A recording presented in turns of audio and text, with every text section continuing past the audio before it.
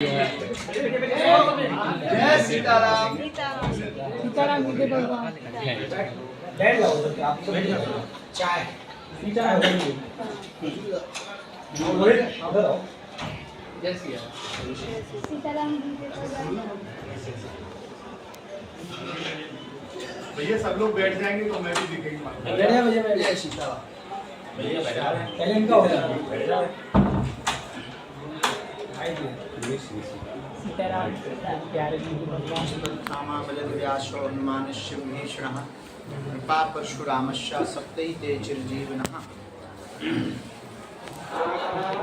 रामाय रामभद्राय रामचंद्राय वेदसे रघुनाथाय नाथाय श्री सीताय पतये नमः। आज समस्त छतरपुर जिले आसपास क्षेत्र के बागेश्वर धाम से संबंधित भाव निष्ठा रखने वाले जितने भी इन्फ्लुएंसर, यूट्यूबर, ब्लॉगर आप सब विराजमान हैं। छोटा वाला माइक होगा बेटा गला। आज हमने आप सबको कल प्रेस कॉन्फ्रेंस की, तो आज सूचना देने के लिए सूचित किया है। 21 नवंबर से 29 नवंबर तक भारत में प्रथम बार सामाजिक समरसता के लिए, भेदभाव मिटाने के लिए जो सनातन हिंदू एकता पदयात्रा की जा रही, उसके मात्र 2 दिन शेष हैं। 21 नवंबर से वह एक ऐसी देश में क्रांति खड़ी प्रारंभ हो रही है। जब तक लक्ष्य की प्राप्ति नहीं होगी तब तक यह पदयात्रा, संकल्प अनवरत चलते रहेंगे। कुछ दिन का विराम कर करके आगे पुनः समाज जगाने के लिए, जन जागृति के लिए यह कार्य बागेश्वर धाम बालाजी की प्रेरणा से किए जाते रहे। आप सभी लोग हमारे बहुत प्रिय हैं, आत्मा हैं। अनवरत बागेश्वर धाम की चर्चा को आप जन जन तक पहुंचाते हैं। वर्तमान में देश विचित्र भौगोलिक परिस्थितियों से घिरा हुआ है, चाहे वो बांग्लादेश की खबर हो, पश्चिम बंगाल की घटना हो, अथवा फिर वर्तमान में देश के ही अंदर जगह जगह से आने वाले जो संदेशे हैं, वो निश्चित रूप से हिंदुओं के लिए चिंता का विषय है। जलता हुआ मणिपुर, नूह मेवात, बहराइच, बरेली, राजस्थान, पश्चिम बंगाल की डॉक्टर बिटिया, श्रद्धा के 35 टुकड़े, कन्हैया लाल दर्जी की हत्या, पालघर के संतों का मारना, रामचरितमानस का जलाना, राम के होने का सबूत मांगना, कृष्ण जन्मभूमि पर मस्जिद बनी हुई, ये सभी मुद्दे बार बार यह स्थिति देखी जा रही कि उनकी संख्या बढ़ रही, हिंदुओं की संख्या घट रही। वो अपना वोट बैंक बढ़ाकर, सत्ता में आधिपत्य जमा कर, एक दिन ऐसा आएगा कि वो भारत को भी इस्लामिक राष्ट्र घोषित करवा दें। हम सब इतने उदारवादी हैं कि भारत के अनेक बार टुकड़े हुए, उनके लिए 3-3 देश दे दिए,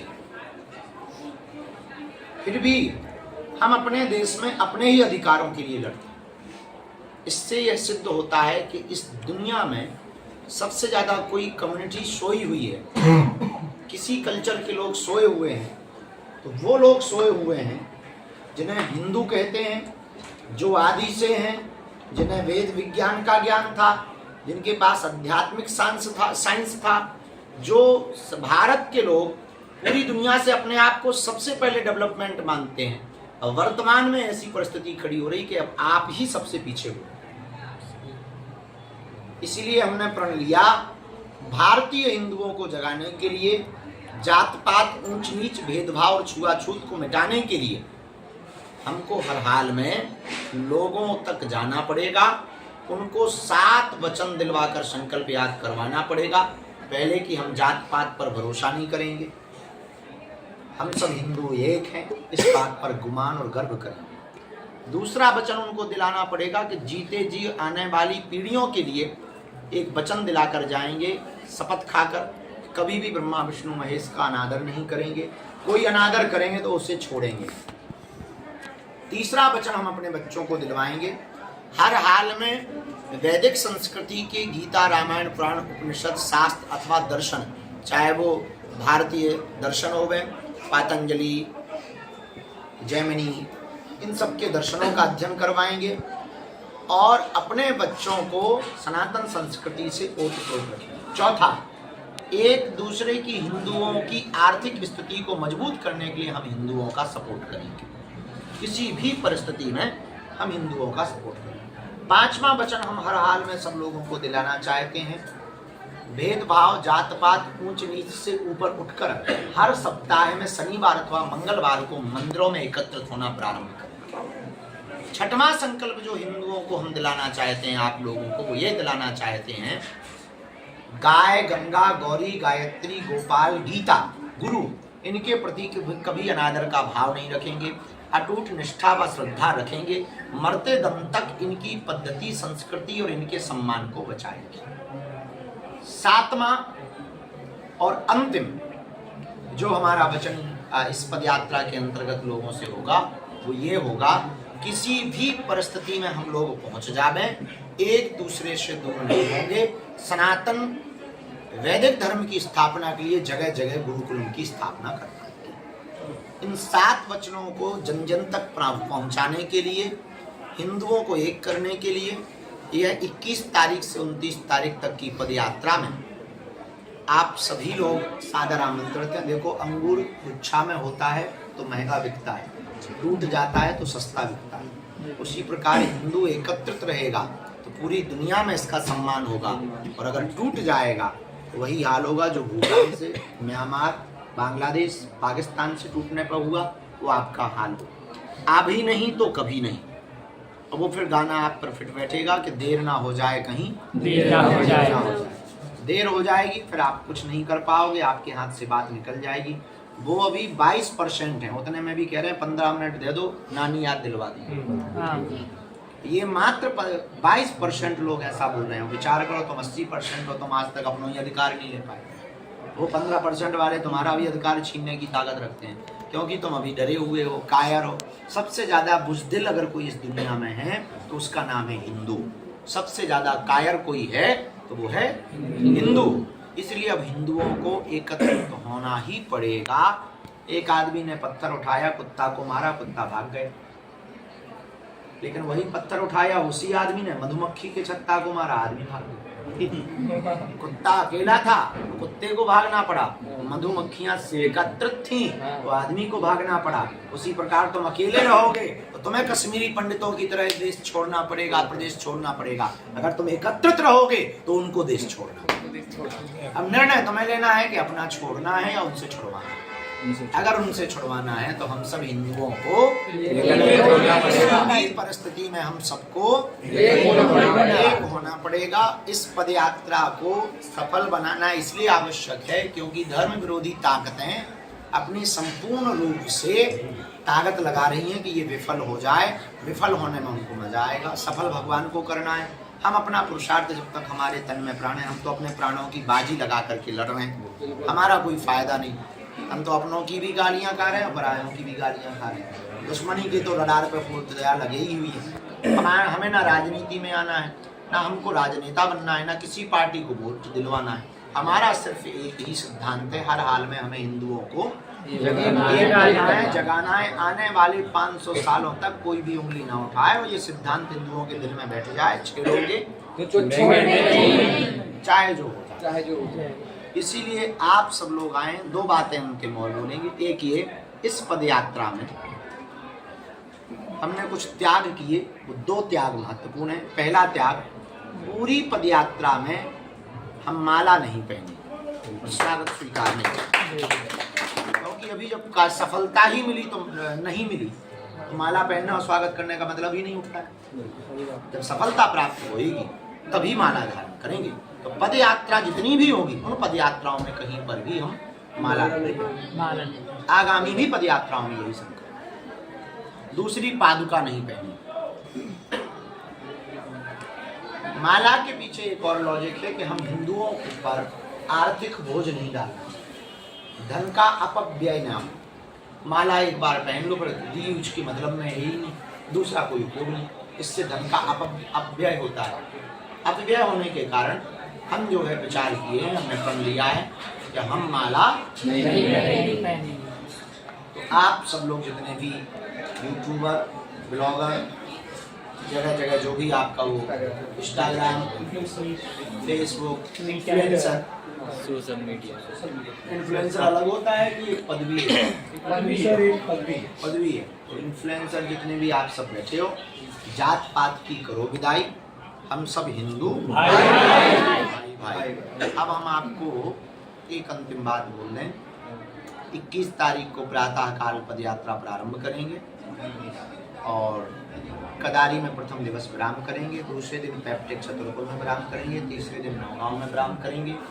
ऐसे आते जाते जाते विराम करेंगे। इन बीच के दिनों में 2-3 दिन 4 दिन छोड़कर हम एक दिन फिर आपको मिलेंगे पद यात्रा के बीच में। और धक्का मुक्की से बचना है। लोगों को ये भी जानकारी आपको देनी है कि किसी को भी अस्त्र शस्त्र लेकर के नहीं आना है, भूहड़ता से बचना है, भीड़ भाड़ वाली जगहों से बचना है, आगे आने के लिए दौड़ नहीं लगाना है, रोड की एक ही साइड में चलना है, दूसरी साइड में नहीं चलना, ताकि लोगों को कष्ट ना हो अपने कारण। किसी भी प्रकार की नारेबाजी नहीं करनी है।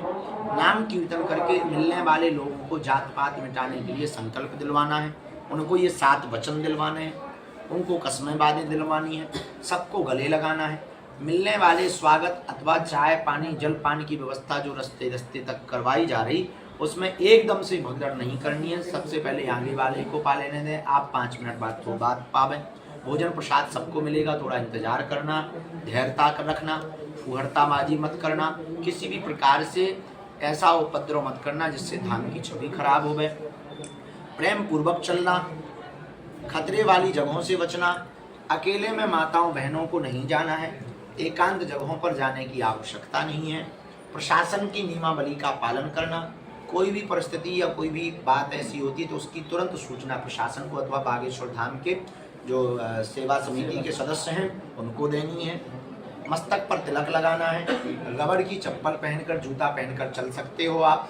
घर से एक थाली और कंबल लोई अथवा लेकर के चलना है, क्योंकि ठंड पड़ने वाली व्यवस्था में इतनी लंबी 1 लाख लोगों की व्यवस्था बना पाना कठिन हो पाएगा। भोजन भंडारी की व्यवस्था हम कर रहे हैं, लेटवाने के लिए टेंट की व्यवस्था हम कर रहे हैं। थाली और एक कंबल की लोई आपको लेकर के आना है, ताकि किसी को भी प्रकार से आपको असुविधा ना हो। अपना मोबाइल सामान चोरी से बचने के लिए सुरक्षित रखना है। एक के साथ 2 रहें तो एक व्यक्ति के हाथ में सामान दे देवे, दूसरा आदमी अपनी नित्य क्रिया स्नान आदि में व्यस्त रहे, लेकिन दूसरा वाला व्यक्ति सामान को सुरक्षित रखेंगे। इन 9 दिनों में वापसी के समय पर ध्वजारोहण करके वहाँ भी बिना भगदड़ मचाए हुए जो भी यथास्थिति वाहन हो गए, देर रात तक लगभग हम 50 से 100 बसों की व्यवस्था कर रहे हैं जो राम राजा और शाह से छतरपुर तक आएंगी।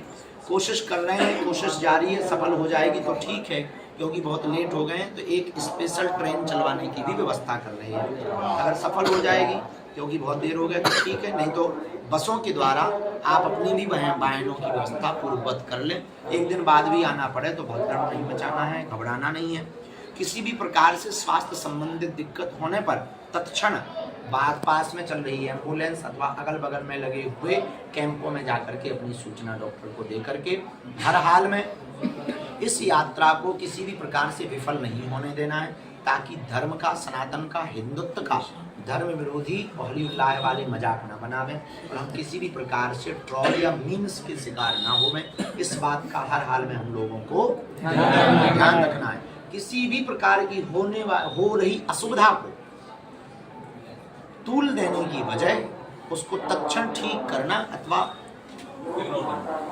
नहीं, कोई जिम्मेदार व्यक्ति तक सूचना पहुंचाना आवश्यक है। बाकी ज्यादातर चीजें इग्नोर करना। एक ये भी विकल्प है, पहले तो जिम्मेदार व्यक्ति को बताना है, दूसरा हल्ला नहीं मचाना, तीसरा चौथी बात धर्म विरोधी स्वरूप बदल करके इस यात्रा में सम्मिलित होंगे उन पर आपको भी अपनी नज़र रखनी है। किसी भी प्रकार की घटना, किसी भी प्रकार की भगदड़ की अफवाह ना होवे। बाकी प्रशासन व धाम सेवा समिति के द्वारा सभी प्रकार की तैयारियां, प्रयत्न व कोशिश किए जा रहे हैं। अंत में वही संकल्प है, जात पात की करो विदाई, हम सब हिंदू भाई भाई। बस ये बात को बुलाने के लिए जन जन तक अब आपको एक काम और करना है। आप यात्रा में नहीं सम्मिलित हो पा रहे, आप हिंदू होने का फर्ज निभाएं। अपने घर से ही एक हनुमान चालीसा का पाठ और मोबाइल से एक पोस्ट हिंदू सनातन यात्रा के लिए सपोर्ट में डालें। जब तक चल रही है वहीं की कुछ जानकारियों को जन जन तक पहुंचाया जाए, ताकि इस यात्रा का मकसद केवल बुंदेलखंड मध्य प्रदेश का नहीं है, पूरे देश और दुनिया में रहने वाले हिंदुओं तक ये मैसेज पहुंच जाए कि हम सब हिंदू एक है। बस इस बात को रखने के लिए हमने आप सबको बुलाया है। अपना ख्याल रखें। 2-3 घंटे लेट हो गए। हाँ जी महाराज जी, मेरे मैंने तीन पॉइंट अपने लिए ये हैं। एक तो ये